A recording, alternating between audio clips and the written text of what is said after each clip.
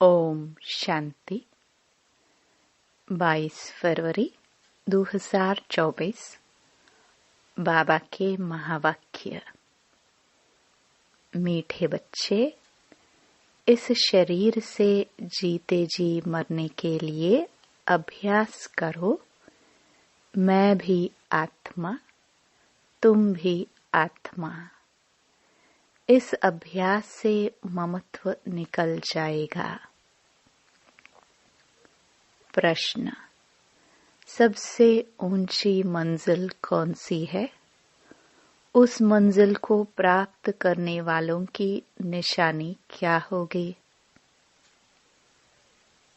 उत्तर: सभी देहधारियों से ममत्व टूट जाए, सदा भाई भाई की स्मृति रहे, यही है ऊंची मंजिल।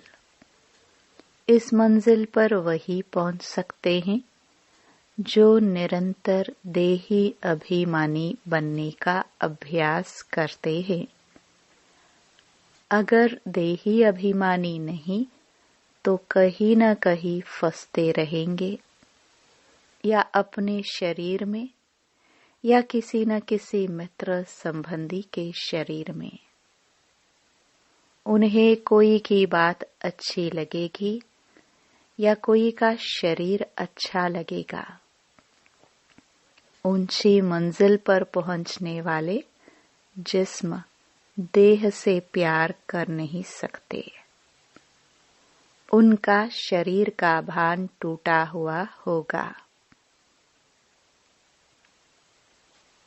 ओम शांति। रूहानी बाप रूहानी बच्चों को कहते हैं, देखो, मैं तुम सभी बच्चों को आप समान बनाने आया हूँ। अब बाप आप समान बनाने कैसे आएंगे? वह है निराकार।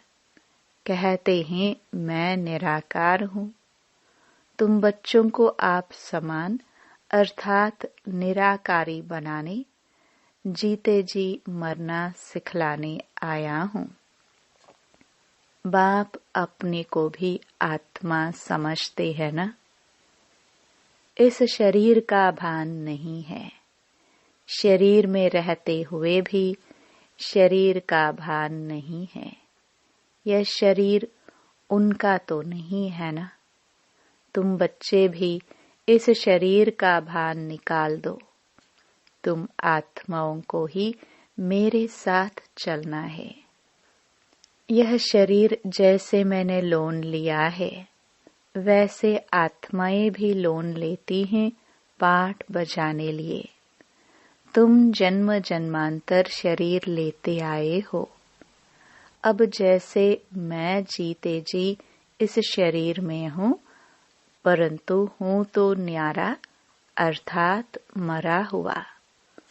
मरना शरीर छोड़ने को कहा जाता है। तुमको भी जीते जी इस शरीर से मरना है। मैं भी आत्मा, तुम भी आत्मा। तुमको भी मेरे साथ चलना है या यहाँ ही बैठना है? तुम्हारा इस शरीर में जन्म जन्मांतर का मोह है।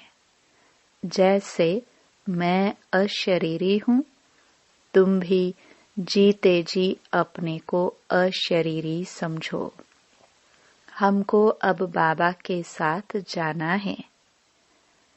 जैसे बाबा का यह पुराना शरीर है, तुम आत्माओं का भी यह पुराना शरीर है। पुरानी जूती को छोड़ना है। जैसे मेरा इसमें ममत्व नहीं है, तुम भी इस पुरानी जूती से ममत्व निकालो। तुमको ममत्व रखने की आदत पड़ी हुई है। हमको आदत नहीं है। मैं जीते जी मरा हुआ हूँ। तुमको भी जीते जी मरना है। मेरे साथ चलना है, तो अब यह प्रैक्टिस करो। शरीर का कितना भान रहता है, बात मत पूछो। शरीर रोगी हो जाता है तो भी आत्मा उसको छोड़ती नहीं है। इससे ममत्व निकालना पड़े। हमको तो बाबा के साथ जाना जरूर है। अपने को शरीर से न्यारा समझना है। इसको ही जीते जी मरना कहा जाता है। अपना घर ही याद रहता है।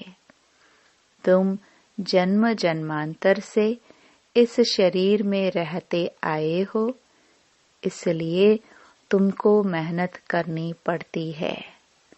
जीते जी मरना पड़ता है।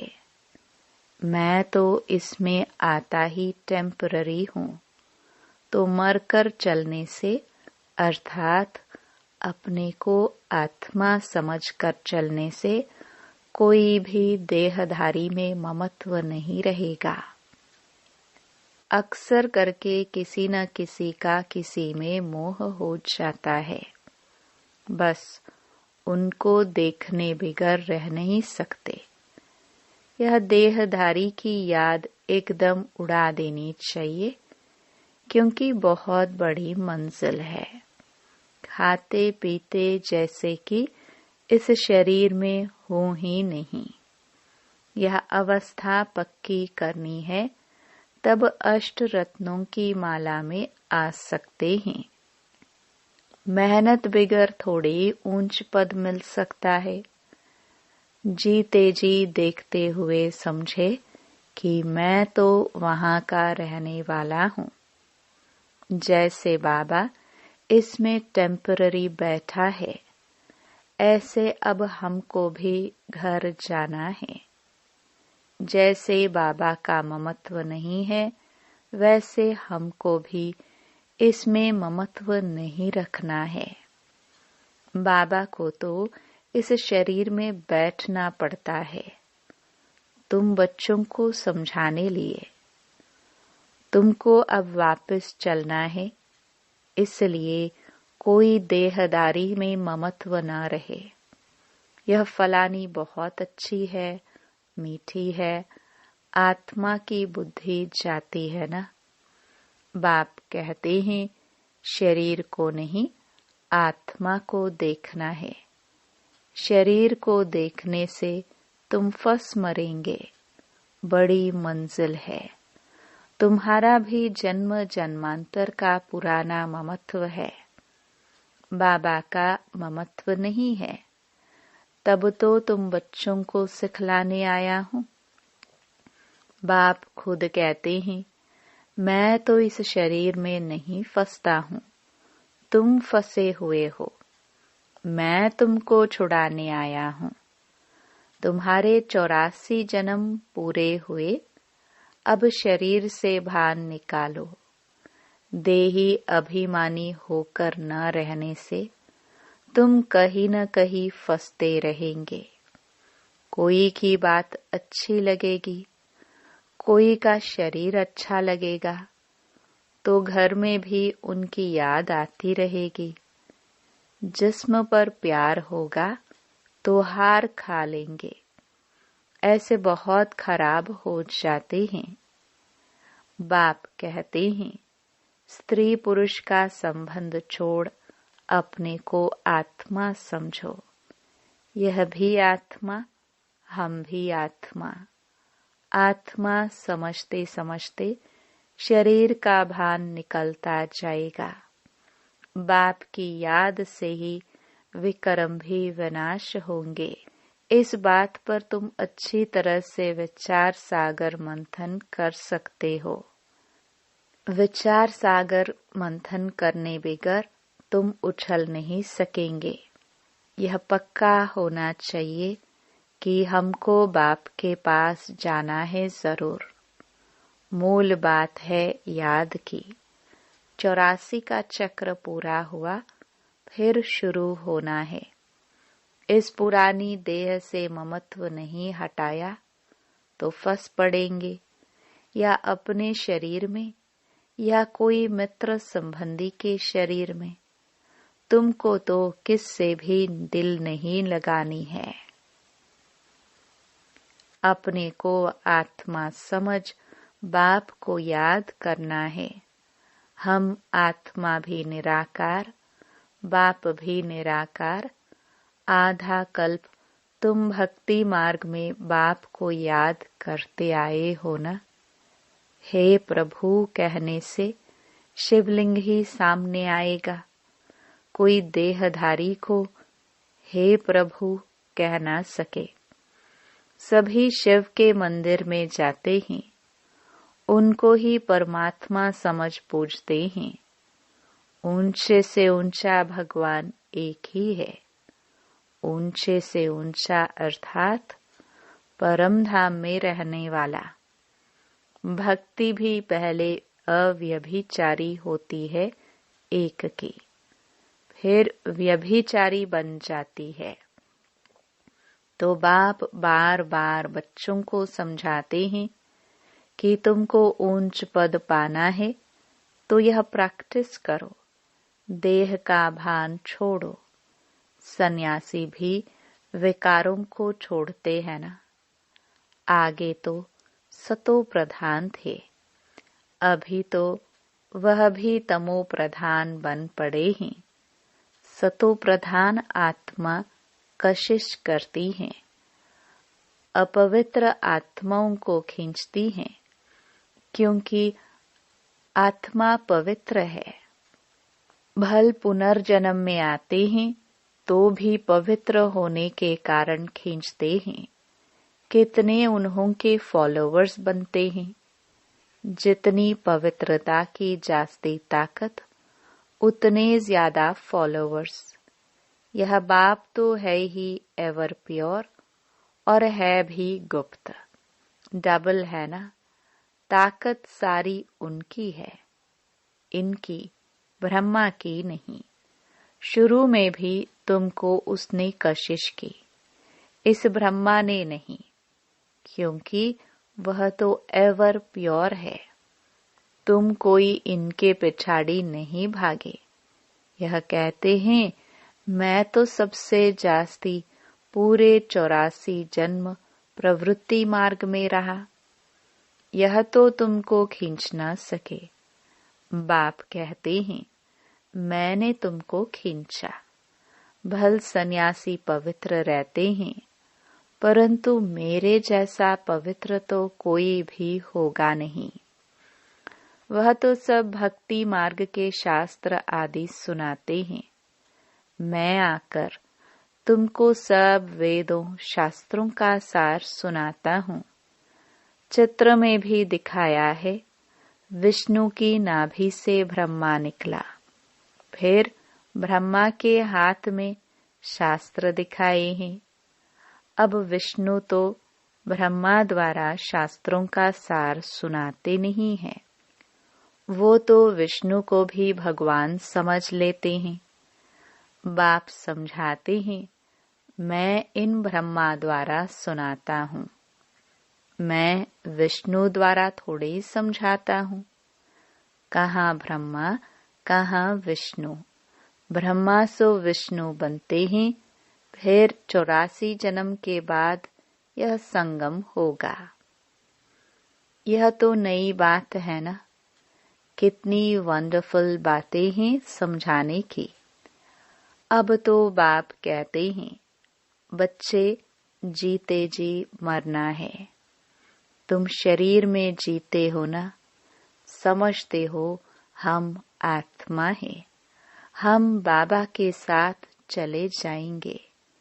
यह शरीर आदि कुछ भी ले नहीं जाना है। अब बाबा आया है, कुछ तो नई दुनिया में ट्रांसफर कर दे। मनुष्य दान पुण्य करते हैं दूसरे जन्म में पाने के लिए। तुमको भी नई दुनिया में मिलना है। यह भी करेंगे वही जिन्होंने कल्प पहले किया होगा। कम जास्ती कुछ भी होगा नहीं। तुम साक्षी होकर देखते रहेंगे। कुछ कहने की भी दरकार नहीं रहती। फिर भी बाप समझाते हैं जो कुछ करते हैं तो उसका भी अहंकार नहीं आना चाहिए। हम आत्मा यह शरीर छोड़कर जाएंगे। वहां नई दुनिया में जाकर नया शरीर लेंगे। गाया भी जाता है, राम गयो रावण गयो। रावण का परिवार कितना बड़ा है, तुम तो मुट्ठी भर हो। यह सारा रावण संप्रदाय है, तुम्हारा राम संप्रदाय कितना थोड़ा होगा, 9 लाख। तुम धरती के सितारे हो ना, माँ बाप और तुम बच्चे। तो बाप बार बार बच्चों को समझाते हैं कि मर्जीवा बनने की कोशिश करो।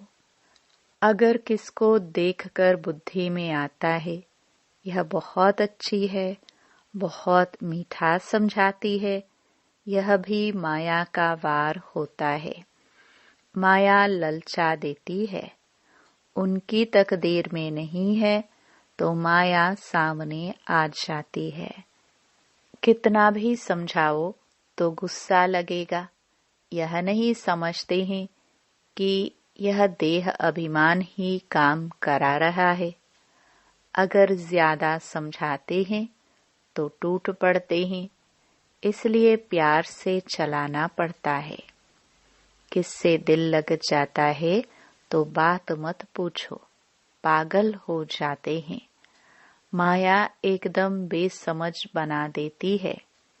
इसलिए बाप कहते हैं कभी कोई के नाम रूप में नहीं फंसना। मैं आत्मा हूँ और एक बाप जो विदेही है उनसे ही प्यार रखना है। यही मेहनत है। कोई भी देह में ममत्व न हो। ऐसे नहीं घर में बैठे भी वह ज्ञान देने वाली याद आती रहे, बड़ी मीठी है, बहुत अच्छा समझाती है। अरे मीठा तो ज्ञान है, मीठी आत्मा है, शरीर थोड़े ही मीठा है। बात करने वाली भी आत्मा है, कभी भी शरीर पर आशिक नहीं होना है। आजकल तो भक्ति मार्ग बहुत है। आनंदमयी माँ को भी माँ माँ करते याद करते रहते हैं। अच्छा, बाप कहाँ है? वर्षा बाप से मिलना है या माँ से? माँ को भी पैसे कहाँ से मिलेगा? सिर्फ माँ माँ कहने से जरा भी पाप नहीं कटेंगे। बाप कहते हैं मामेकम याद करो, नाम रूप में नहीं फंसना है और ही पाप हो जाएगा, क्योंकि बाप का नाफरमान बरदार बनते हो। बहुत बच्चे भूले हुए हैं। बाप समझाते हैं मैं तुम बच्चों को लेने आया हूँ, सो जरूर ले जाऊंगा, इसलिए मेरे को याद करो। एक मुझे याद करने से ही तुम्हारे पाप कटेंगे। भक्ति मार्ग में बहुतों को याद करते आए हो, परंतु बाप बगैर कोई काम कैसे होगा? बाप थोड़ी कहते हैं माँ को याद करो। बाप तो कहते हैं मुझे याद करो, पतित पावन मैं हूँ। बाप के डायरेक्शन पर चलो। तुम भी बाप के डायरेक्शन पर औरों को समझाते रहो। तुम थोड़े ही पतित पावन ठहरे, याद एक को ही करना है। हमारा तो एक बाप, दूसरा न कोई। बाबा, हम आप पर ही वारी जाएंगे। वारी जाना तो शिव बाबा पर ही है और सबकी याद छूट जानी चाहिए। भक्ति मार्ग में तो बहुतों को याद करते रहते हैं। यहाँ तो एक शिव बाबा, दूसरा न कोई। फिर भी कोई अपनी चलाते हैं तो क्या गति सदगति होगी? मूंझ पड़ते हैं, बिंदी को कैसे याद करे? अरे तुमको अपनी आत्मा याद है ना? कि मैं आत्मा हूँ, वह भी बिंदी रूप ही है, तो तुम्हारा बाप भी बिंदी है। बाप से वर्षा मिलता है, माँ तो फिर भी देहदारी हो जाती है।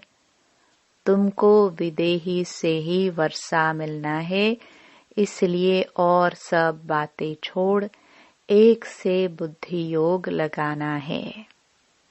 अच्छा, मीठे मीठे सिखिलदे बच्चों प्रति माता पिता बाप दादा का याद प्यार और गुड मॉर्निंग। रूहानी बाप की रूहानी बच्चों को नमस्ते। धारणा के लिए मुख्य सार। पहला, शरीर का भान खत्म करने के लिए चलते फिरते अभ्यास करना है, जैसे कि इस शरीर से मरे हुए हैं, न्यारे है, शरीर में है ही नहीं। बिगर शरीर आत्मा को देखो। दूसरा, कभी भी किसी के शरीर पर तुम्हें आशिक नहीं होना है। एक विदेही बाप से ही प्यार रखना है, एक से ही बुद्धि योग लगाना है। वरदान, सेवा और स्व पुरुषार्थ के बैलेंस द्वारा ब्लेसिंग प्राप्त करने वाले कर्म योगी भव। कर्म योगी अर्थात कर्म के समय भी योग का बैलेंस हो। सेवा अर्थात कर्म और स्व पुरुषार्थ अर्थात योग युक्त। इन दोनों का बैलेंस रखने के लिए एक ही शब्द याद रखो कि बाप करावनहार है और मैं आत्मा करनहार हूँ। यह एक शब्द बैलेंस बहुत सहज बनाएगा और सर्व की ब्लेसिंग मिलेगी। जब करनहार के बजाय बाप को करावनहार समझ लेते हो तो बैलेंस नहीं रहता और माया अपना चांस ले लेती है। स्लोगन, नजर से निहाल करने की सेवा करनी है तो बाप दादा को अपनी नजरों में समा लो। ओम शांति।